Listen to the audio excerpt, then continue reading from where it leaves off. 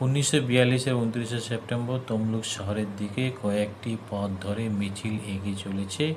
তাদের লক্ষ্য বিদেশি শাসক, ইংরেজের অফিস, থানা, আদালত দখল করে নেওয়া। শুধু দখল নয়, সর্বত্র স্বাধীনতার পতাকা উড়িয়ে দেওয়া। তমলুকের মানুষ স্বাধীনতার জন্য বরাবরই অনেক ত্যাগ ও কষ্ট স্বীকার করেছেন।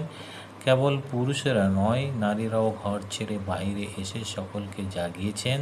মিছিলের জনগণ নিরস্ত্র কিন্তু নির্ভীক। উত্তর দিক থেকে যে দলটি এগিয়ে আসছে তার পুরো ভাগে 72 বছরের এক বৃদ্ধা, এক হাতে তার জাতীয় পতাকা, অপর হাতে শঙ্খ।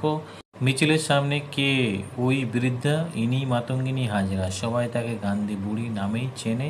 তমলুকের অদূরে আলিনান গ্রামে তার বাড়ি। তার পিতা ছিলেন দরিদ্র কৃষক ঠাকুরদাস মাইতি। বিবাহের কয়েক বছর পরেই মাতঙ্গিনী বিধবা হন। তখনকার দিনে ইংরেজদের দেশবিলাত থেকে কাপড় চোপড় আসতো, এদেশের মানুষকে তাই পরতে হতো।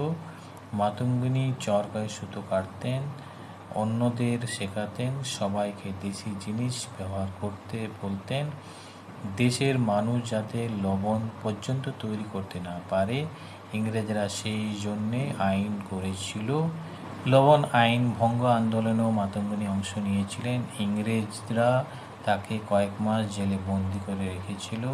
মিছিলের সামনে থেকে মাতঙ্গিনী ডাক দিলেন, সকলে এগিয়ে চলো। মিছিল এসে দাঁড়ালো তমলুক আদালতে উত্তর বানপুকুরের পশ্চিম পারে।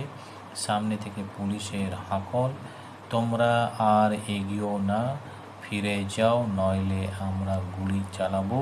মাতঙ্গিনী সে বাধা মানলেন না, পতাকা হাতে এগিয়ে চললেন। সঙ্গে সঙ্গে অন্যরাও।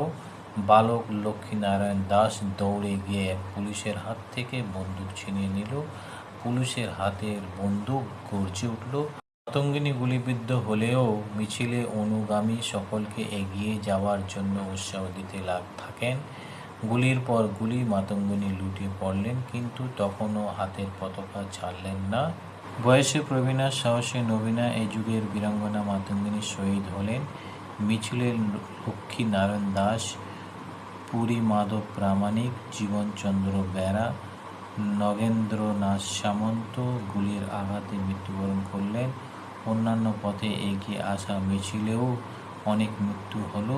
পুলিশের গুলিতে আহত হলেন অসংখ্য মানুষ।